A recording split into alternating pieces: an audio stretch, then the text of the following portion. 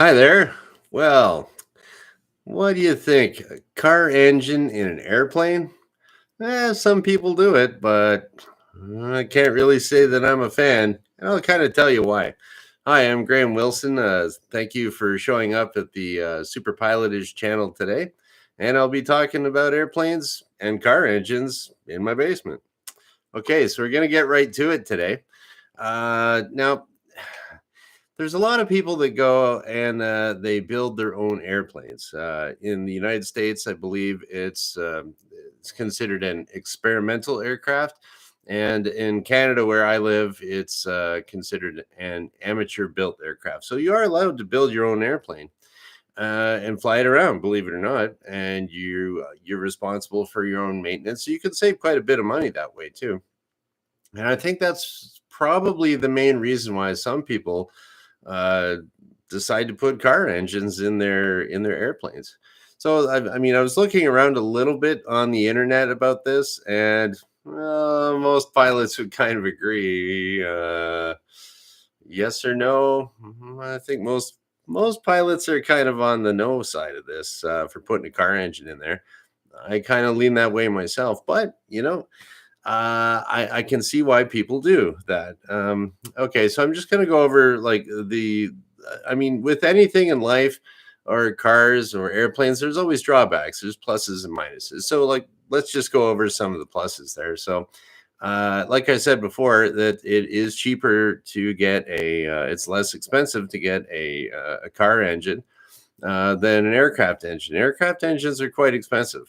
It depends on what you get. You can be spending anywhere from I don't know, 20,000 to 100,000 on an engine. Is it used? Is it new? Is it right out of the crate?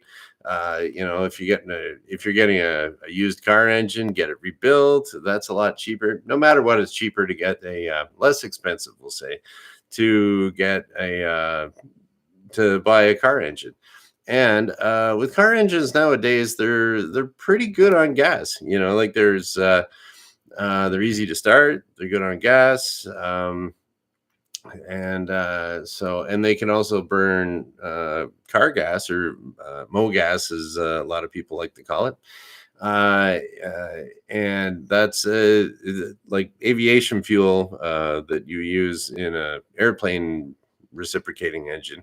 It's a little bit more expensive than the stuff you buy at the gas station. Although these days everything's pretty expensive, right? Okay, so there's some advantages there that it's a little bit cheaper and to operate the car engines and easier to start.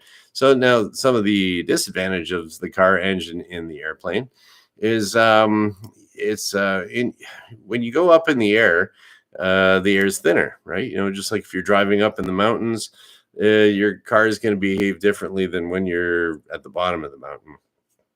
So if you're flying in an airplane, same deal. You're going to be flying this airplane engine up higher, and now you're relying on the mixture of if you have a carburetor, how's that set? If you have and how's your homemade air fuel mixture going to work up there, up in the air? If it's fuel injected, are all of your sensors going to be working correctly? If one gets dirty, like everyone gets dirty sensors in their cars these days, how's that going to affect you when you're flying? So, also, regular, a certified aircraft engine has a dual ignition system. So there's two spark plugs per cylinder, two totally separate ignition systems. So that if one fails, that the other ignition system will keep the engine running. Do all car engines have that?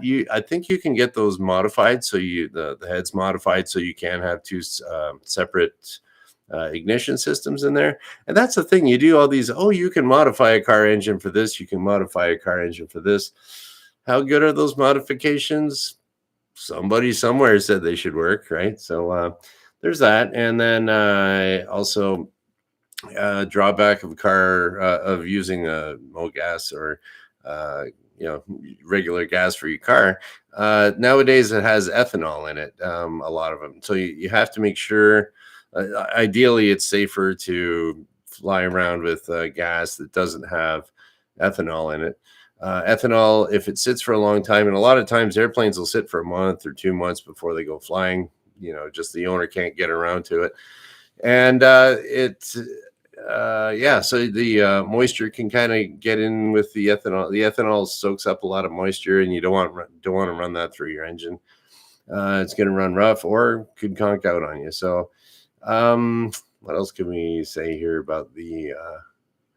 I got a few little notes over here. Okay, so that's about it. It's generally cheaper to have a car engine. Now, if you have a certified airplane engine, aircraft engine, the technology, it's designed specifically for flying in the air, and whatever design of engine you have, it's probably almost 100 years old. Uh, and they've worked all the kinks out of it, and it's designed to do that. But there is a drawback there too, that they are expensive to buy. Certified, an actual aircraft engine, you are going to spend more on gas. The avgas is more expensive and a little bit harder to start, but once they get running, they're super reliable. So, and then there's another little thing I'd like to add in there too. If you're buying an ultralight, those little kites with the motor on the back, and then I'm not talking about the powered paraglider where it's a parachute with a propeller on the back. Don't even get me started on those things. It's like, oh, there's a little bit of a breeze. Whoop, going into the trees. Yeah. So the ultralights, way back in the day, they would just take like a chainsaw engine and slap it on there, and I don't want to fly around with a with a chainsaw engine. That's just really high RPM. You're going to be blowing it up. Same with like a regular car engine. To get the horsepower you need out of it, you got to really rev it up high, and then the reliability is going to be going down. Like if you went flat out, redlining your car all the way, for driving for 4 hours, redlining your car, how long is that going to last? So this is a pretty, I don't know, quick and dirty kind of video here. Me personally, no, I'm not going to fly in any airplane that has a car engine. I know that'll some people, they're really good. Some people can be very good mechanics, and they can be very handy people, and they build their own airplanes and stuff. It's if they don't have that airplane knowledge and hear all the stories of all the crashes, they'll be, oh yeah, I can do this. I can make a reliable engine. It doesn't quite work that way. So, here's another thing too. As a little bit of research that I did before this video, I went on there just to see, okay, if these car engines and airplanes and home built or experimental planes, if they're really good car engines, and they're should be, let's see, are they?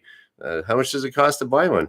And you can't really find any for sale too much because they all crash. So it's like, I don't know, man. Yeah, it's kind of, and anyone that you've ever heard, well, I mean, you can get, I really couldn't find too many with car engines in them. You just don't see them around anymore. They kind of have bad endings. Then, yeah, or even some of them with the newer Rotax engines, you see some of those, but you're not going to see a plane over 20 years old for sale with a car engine. And same with the ultralights. Good luck finding an ultralight that's over 20 years old. They all ended up in the ditch. They're and I've talked to people I've never flown an ultralight myself. Don't really care to. They're because they're so light, they're susceptible to crosswinds and any gusty conditions. You're getting bounced all over the place. And anyone that I've ever heard of that they have flown ultralights, that you'll never hear from an ultralight pilot, oh yeah, I got this ultralight and stuck my brand new chainsaw motor on there, and I flew that for 30 years, sold it to a guy, I had a great time doing that. It never ends that way. It's like, well, the old lady, she started like not liking me telling the stories of all my buddies crashing, and she made me sell it. Or it'd be oh yeah, crosswind, and I kind of ended up and kind of cartwheeled it. I was okay, but it was just the wind. There's all these stories of, oh yeah, I hung it up on the wires. It's just So, I mean, ultralight stories, they never end like, well, they're a little more dangerous. So luckily, most of the stories that I've heard, no one's been, killed. But unfortunately, that's a part of aviation that you got to take. No risk, no reward. But you try to minimize the risks as much as possible. And in the long run, I think it's better just to pay the extra cash, get the extra safety, have a long flying career, and just enjoy your time up in the air and enjoy the view. And don't worry about oh, I left the electric. And something I know too. Someone with an ultralight I know, they had a electric carburetor heat on there. So and once the electric, if you forget to turn the electric carburetor heat off, the fuel doesn't atomize properly and the engine quit on him. So he was lucky. He landed in a field, started it up again, and took off again. But yeah, yeah, I don't like the idea of landing in fields unless it's a nice, prepared grass strip, and call up Joe. Hey, Joe, did you cut the grass today? Yep. Okay. How is it? Is it muddy? No, no, it's great. Come on in. Okay, good. I'll go land in that field, but not just some dude's soybean field, unplanned. So, anyways, there we go. Car engine in an airplane? Yes or no? I don't know. You take your chances. Me, I say no, and I'm not going to like. I will not fly in an airplane with a car engine. Like it might identify as an airplane engine, but we all know that it's not an airplane engine. So, okay, that's about it for today. Just a little short one, and we'll catch you on Monday. I'll be doing this Monday, Wednesday, Friday at noon Eastern. And there we go. Everyone have Sephardi and Squib just popped into the chat. Hope I'm doing well. I hope you're doing well too, Seth. Okay, and that's about it. I'm going to start my weekend. Got my weekend party shirt on. We're all ready to go here. So, all right, that is about it. We will shut her down. Thank you very much for watching. Bye.